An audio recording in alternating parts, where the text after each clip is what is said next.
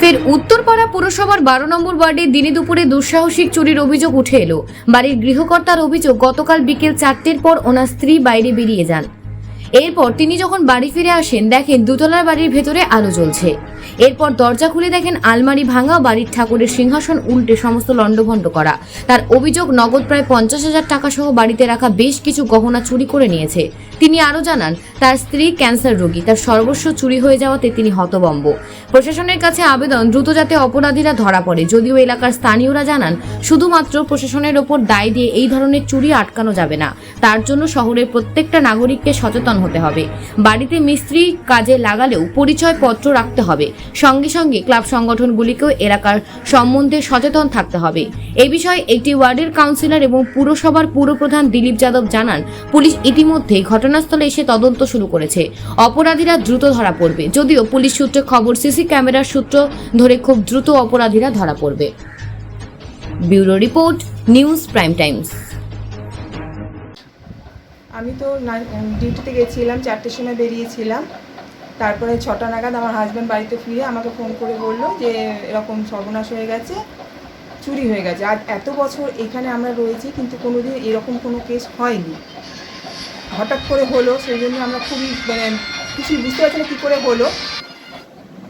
আমি নিজে একজন ক্যান্সার পেশেন্ট। 21 সালের ডিসেম্বর থেকে আমি এই নিয়ে লড়াই চলছে, আমার লড়াই করছি। হ্যাঁ, তাই সব কিছু সামলে তার সাথে এত বড় একটা ধাক্কা চুরির, এটা কিছুতেই মেনে নিতে পারছি না। আর উত্তরপাড়ার বুকে এরকম ঘটনা তো এখন হামেশাই ঘটছে, কিন্তু প্রশাসন কেন এর বিরুদ্ধে কোনো স্টেপ নিচ্ছেন না বা কেন ধরছেন না, তাদেরকে কোনো রকম কিছু সুরাহা হচ্ছে না, সেটাই বুঝতে পারছি না। থানা আমাদের জিডি নেয়নি, আমি এবারে এখন জিডি করতে যাব। থানা থেকে জানিয়েছিলাম, ওনারা এসে দেখে ইনভেস্টিগেশন করে চলে গেছেন। নাই আমার জিডি নিয়েছেন, না কিছু বলে গেছেন। সেটার জন্য এখন থানায় যাই, দেখি ওনারা কি বলেন। খিচুড়ি গেছে বলতে টাকা ছিল, টাকাগুলো নিয়ে গেছে, কিছু গয়না ছিল নিয়ে গেছে। আর বাকি এখনো ঠিক বুঝে উঠতে পারছি না। বাড়ির অ্যাড্রেস 65 প্রশান্ত দত্ত সরণি, পোস্ট ভদ্রকালী, ডিস্ট্রিক্ট হুগলি। আপনার নাম? আমার নাম মৌসুমী ভট্টাচার্য, বড়াট। আমি মোটামুটি প্রতিদিনের জন্য যেমন সকালবেলা ডিউটি যাই, ওরকম সকালে ডিউটি গেছিলাম। আর আমার ওয়াইফ যায় ঠিক বিকেল 4টের সময়। তো আমি মোটামুটি কোনো দিন 5টা, কোনো দিন 5:30, কোনো দিন 6টায় আমি বাড়ি ফিরি। আজকে যথারীতি আমি 6টার সময় বাড়ি ফিরেছি। 6টার সময় বাড়ি ফিরেই দেখি আমার ঘরে আলো জ্বলা। আমি ভাবলাম যে আমার বউ বুঝি আলো জ্বালিয়ে গেছে।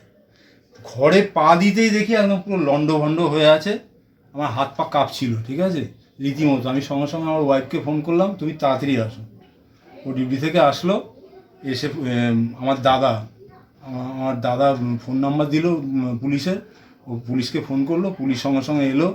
ওখানে অপোজিট বাড়িতে একটা সিসিটিভি ক্যামেরা আছে, ওই ক্যামেরা চেক করলো। পুলিশ দেখলো, ক্যামেরা দেখে চলে গেল। আমাকে বললো, আপনাকে এখন কিছু করতে হবে না, আমরা আগে দেখি। এই বলে এখনো পর্যন্ত কোনো ডায়েরিও নেয়নি। এই মতো অবস্থা। আমি এর জন্য রীতিমতো আতঙ্ক।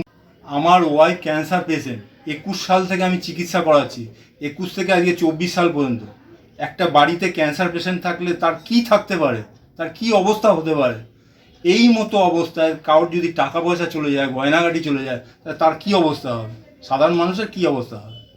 এর জন্য এখনো পর্যন্ত আমি পুলিশের কোনো ভূমিকা দেখলাম না। এমনকি একটাও বললেও না যে একটা ডায়েরি করে আসুন আপনারা গিয়ে, এখনও কোনো কিছু না।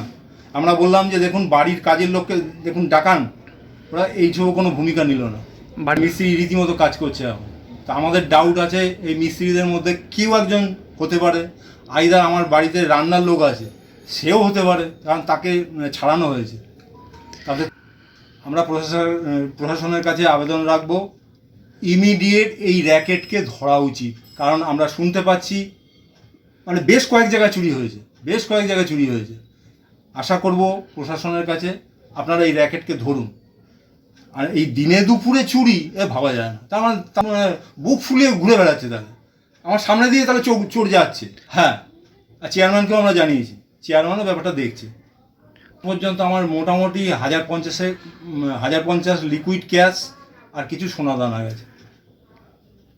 50,000 চলে যাওয়া মানে আমার অনেক চলে যাওয়া। আপনার নাম? সবথেকে আমার নাম তমাল ভট্টাচার্য। কি করেন? আমি হচ্ছে পেশায় মেডিকেল টেকনোলজিস্ট, ইমামবাড়া হসপিটাল, ধন্যবাদ। ডিস্ট্রিক্ট।